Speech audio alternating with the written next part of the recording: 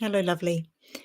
It's good to be here because I haven't been here for probably about a week now. And as you might know, I've been part of a live or a video challenge, trying to do video every day, and I seem to be failing spectacularly at that. But anyway, I'm back, and I guess with these things, it's actually about how you can bring yourself back more than anything else, really, and that you don't let it derail you too much.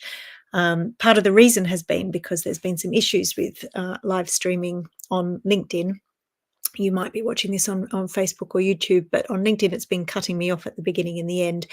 And as always with these things, these often organizations don't believe you when you tell them. But I did notice that it was happening with other people, so it wasn't just me. So it seems like it now has been fixed. I've just done a test and it looks much better. So here I am. And I wanted to just talk a little bit today about.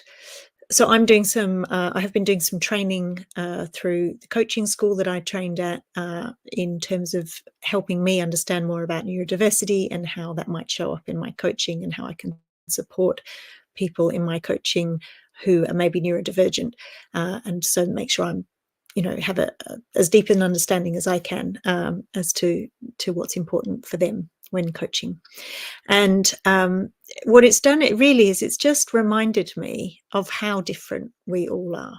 I don't know about you. When I was growing up, I just assumed everybody thought like me, and it wasn't until I did some, and in Myers-Briggs testing. I was part of a youth leadership program, a regional youth leadership program, and one of the things we did was Myers-Briggs. And I was quite young; I'd never come across this before, and I thought it just blew me away, the idea that other people saw the world so differently from me, and it was a brilliant thing to learn. And I think we need to be reminded of it constantly, because we easily slip into this idea that other people are just, surely other people think like us. So, for example, I heard the other day that some people do not have an inner voice speaking to them all day, which I certainly do.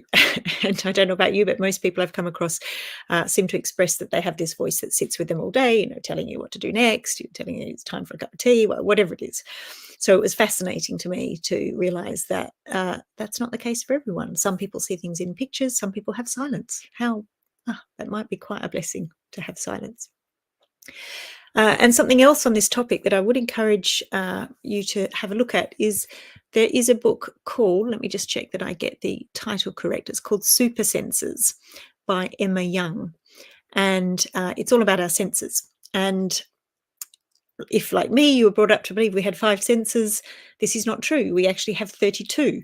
And, so things like sense of balance, sense of direction, we have many more than just our normal 5 senses that we're often told about. And that is a fascinating book for reminding us how different people experience things. So some people, those senses, particular sense might be very well developed. For other people, it's not at all. Some people are not able to recognize when they're hungry, for example.